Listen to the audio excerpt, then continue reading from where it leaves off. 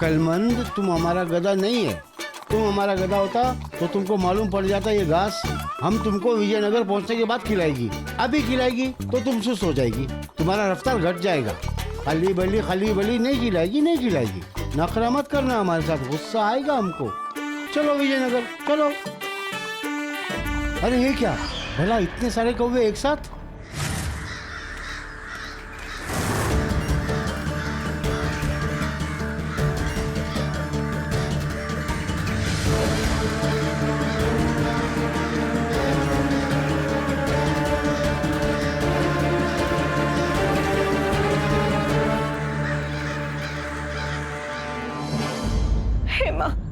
हम सबकी रक्षा करना, विजयनगर पे अपनी कृपा बनाए रखना।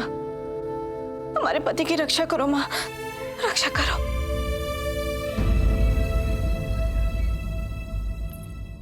महाराज, क्या सत्य में नगर रिक्त हो जाएगा? क्या हम सबको विजयनगर से पलायन करना पड़ेगा? असंभव, असंभव महारानी चिन्ना देवी। कौवों से भयभीत होकर कोई भी पलायन नहीं करेगा, ना हम, ना आप, और ना ही विजयनगर राज्य की प्रजा। परंतु महाराज, कौवों का अगला आक्रमण हम किस प्रकार से रोक पाएंगे? उनकी चेतावनी के अनुसार यदि हमने नगर रिक्त नहीं किया तो वो पुनः आक्रमण करेंगे। महामंत्री जी, एक बात तो स्पष्ट है कि कोई अवश्य ही इन कौवों का उपयोग कर रहा है, इन्हें अपना मोहरा बनाकर। परंतु कौन, ये समझने में हम असमर्थ हैं।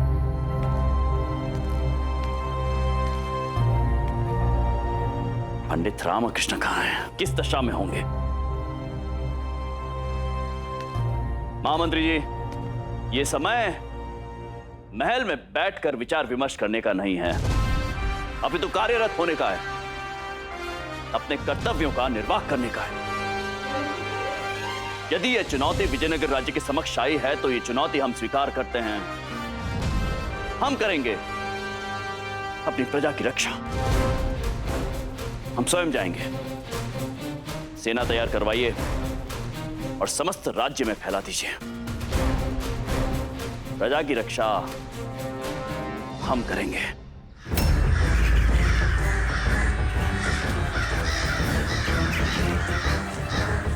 ये कौवे तो उस पहाड़ी में गुफा के भीतर प्रवेश कर रहे हैं। मुझे वहां जाना होगा।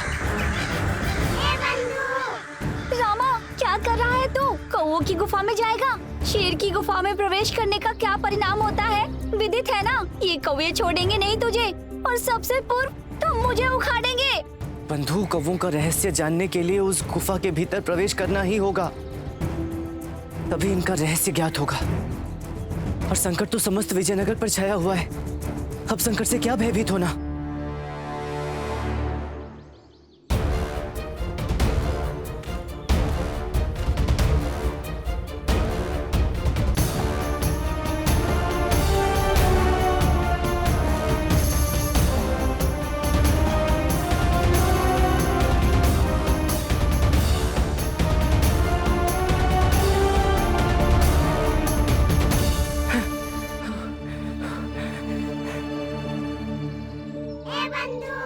अब भी समय है, पुनः लौट जा रामा। समय ही तो नहीं है बंधु, जाना तो पड़ेगा।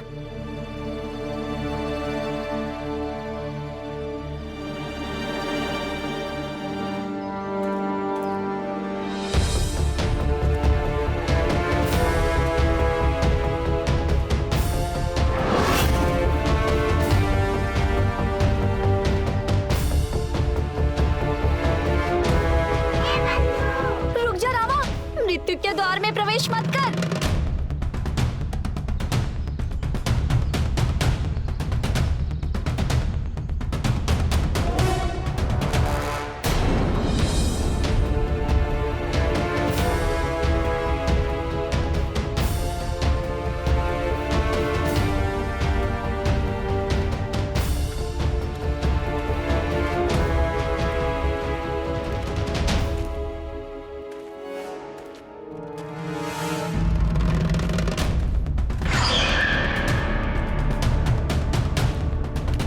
ये सब यहाँ क्यों एकत्रित हैं? क्या कर रहे हैं यहाँ? कौन है इनका मुखिया जिसके आदेश पर ये सब आ रहे हैं? और ये सब अचानक इतने शांत कैसे हैं? कहीं ये सब भी इनकी योजना का भाग तो नहीं है?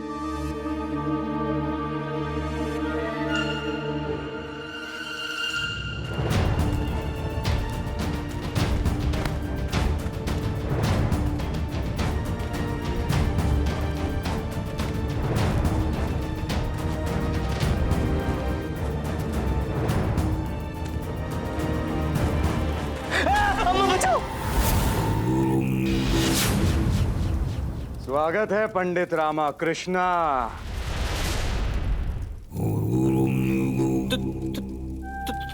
तुम कौन हो और मेरा नाम कैसे जानते हो?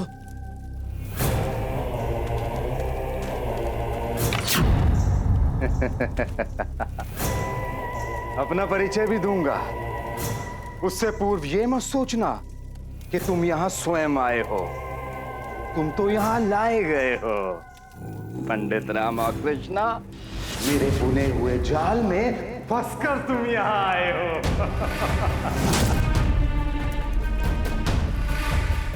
अर्थात कौवे मुझे योजनानुसार यहाँ तक लेकर आए हैं।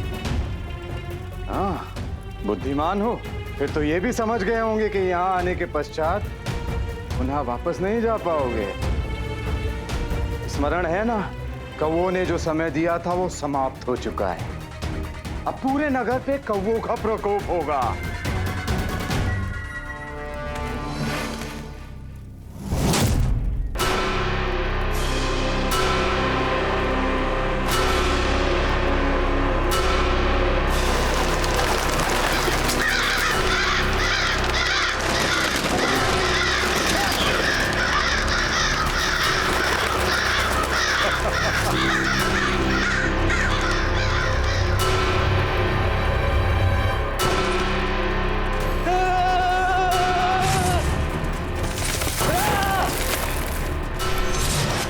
मैंने कहा था ना, आ तो गए हो, किंतु यहां से वापस नहीं जा पाओगे। तुम यहां मरोगे और वहां मेरे कौवे नगर के लोगों को अपना आखेड़ बनाएंगे। विजयनगर साम्राज्य का अंत होने वाला है पंडित रामकृष्णा।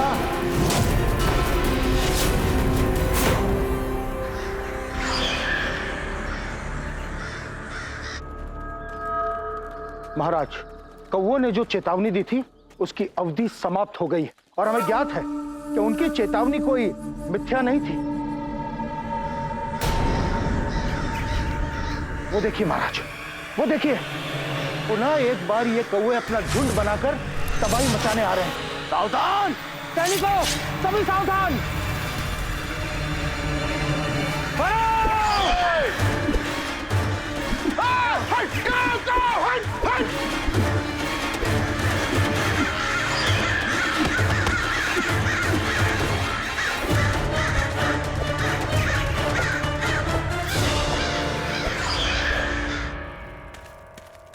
क्यों कर रहे हो ये सब? क्यों कर रहे हो ये सब? और इन कौवों को नियंत्रित कैसे करते हो? मरने वाले की अंतिम इच्छा पूर्ण की जाती है। तुम्हारी जिज्ञासा भी शांत होगी पंडित रामकृष्ण। मेरी बचपन की शत्रुता है कृष्ण देव राय से। हम दोनों एक ही गुरुकुल में अध्ययन करते थे। मुझे बाल्यकाल से यांत्रिक वस्तुएं बनाने का बहुत चाव था। यांत्रिक वस्तुएं बनाना, उनका प्रयोग करना मुझे बहुत आनंद देता था। एक बार मैंने अपने बनाए हुए यंत्र से एक दुकान में आग लगा दी, दुकान का धन चुराने के लिए।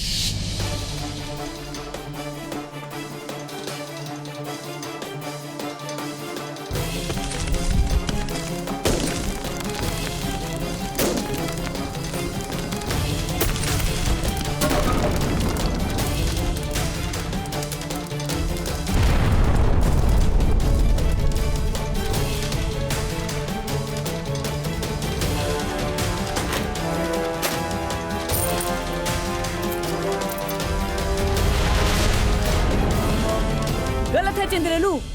कृष्णदेव छोड़ दो मुझे। नहीं, ये अपराध है और इसके लिए तुम्हें गुरुजी के पास चलना ही पड़ेगा। नहीं कृष्णदेव, छोड़ दो मुझे। चलो। कृष्णदेव छोड़ो। कृष्णदेव राय ने उस घटना के बारे में गुरुदेव को सब कुछ बता दिया था। जिसके कारण गुरुदेव ने मुझे गुरुकुल से निष्कासित कर दिया था। अपनी लज्जा और अपमान से बचने के लिए मैं दूसरे नगर चला गया। तब से मेरे हृदय में कृष्णदेव राय से प्रतिशोध लेने की भावना सुलग रही है, जो आज जाकर शांत होगी। मैं कृष्णदेव राय से अपने अपमान का प्रतिशोध लेने आया हूं, और मैंने ही कौवों को प्रशिक्षित किया है। ये मेरी हर आज्ञा और हर संकेत समझते हैं। मैं जो भी चाहूं वो इनसे करा सकता हूं। कौवों को प्रशिक्षित किया है? ये कैसे संभव है? असंभव कुछ नहीं होता पंडित रामाकृष्णा। वो देख रहे हो?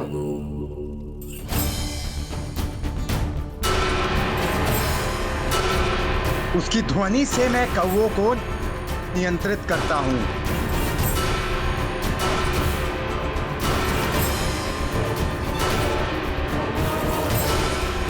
हर प्राणी की एक भाषा होती है।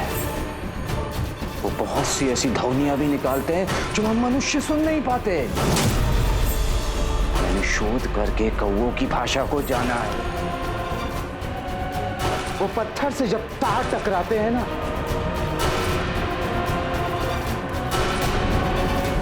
तो जो ध्वनि उत्पन्न होती है उससे मैं कौवों को नियंत्रित करता हूं। ये तुम देख भी चुके हो और देख भी रहे हो। तुम तो यहाँ बैठे हो, फिर उन कौवों तक ये ध्वनि पहुंचती कैसे? वो बड़े पत्थरों वाला नियंत्रण यंत्र अभी बना है, जिससे मैं सारे नगर में ध्वनि फैलाकर सारे कौवों को नियंत्रण में करता हूं। इसके बनने से पूर्व में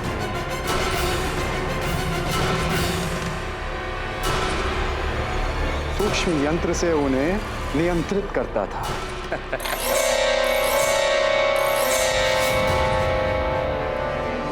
किंतु उस दिन दरबार में जब मैंने कहा कि कौवे हमें वहां से बाहर निकालना चाहते हैं, तो कौवे मेरी बात सुनकर शांत क्यों हो गए थे? क्या वो मेरी भाषा भी समझ रहे थे? नहीं, उस समय मैं दरबार के बाहर ही खड़ा था और सब बातें सुन रहा था। तब दरबार के बाहर से इससे मैंने उन्हें ध्वनि निकाल कर शांत होने का संदेश भेजा था।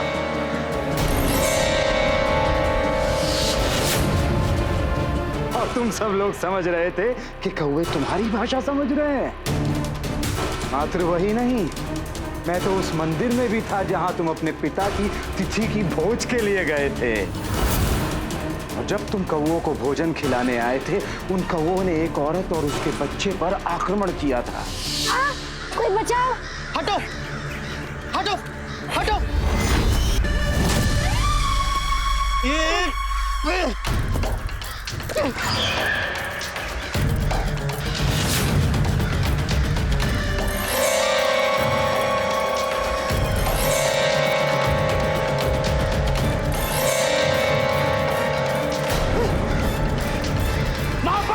पंडित रामकृष्णा ने महापाप कर दिया। पंडित रामकृष्णा ने वो कौवा मृत नहीं था, किंतु मेरा आदेश मानकर उसने मृत होने का अभिनय किया था। तुम सबके जाने के पश्चात उड़कर चला गया था। चलो सब।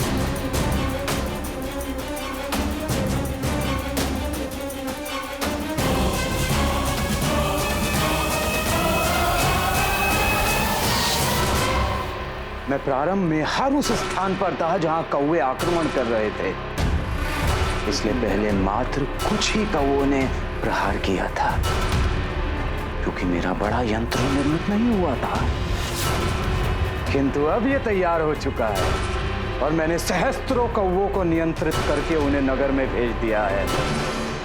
तुम्हें अपने पास लाने के लिए कौवों को यहीं से ही मैं गुफा में आने का संदेश दे रहा था, ताकि तुम कौवों का पीछा करते इस गुफा में आ जाओ।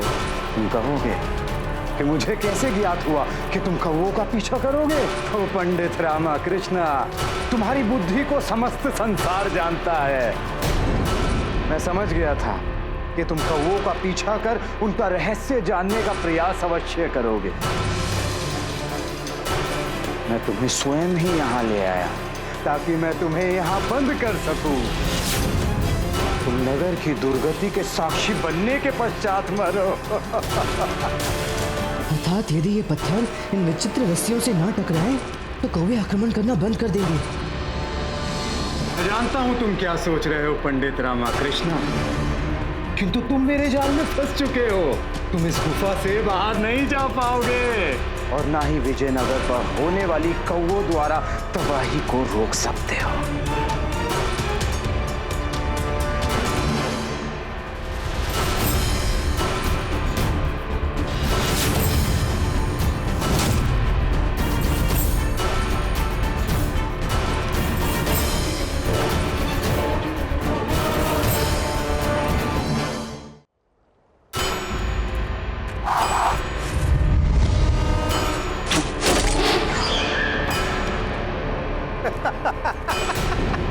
तनिक भी हिले तो यही मारे जाओगे।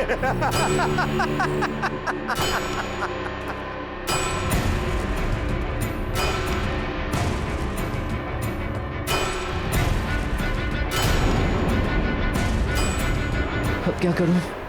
आगे जाकर पत्थर को कैसे रोकूं? पत्थर को नहीं रोका तो विजयनगर और मेरा परिवार नहीं बच पाएगा।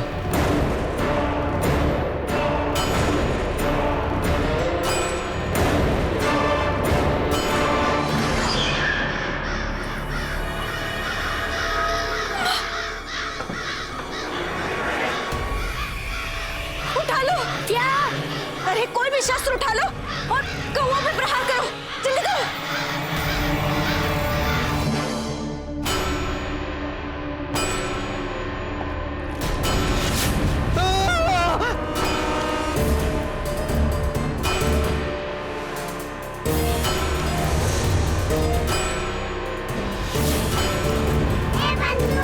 रामा, यहाँ से आगे बढ़ना अर्थात मृत्यु को आमंत्रण देना होगा।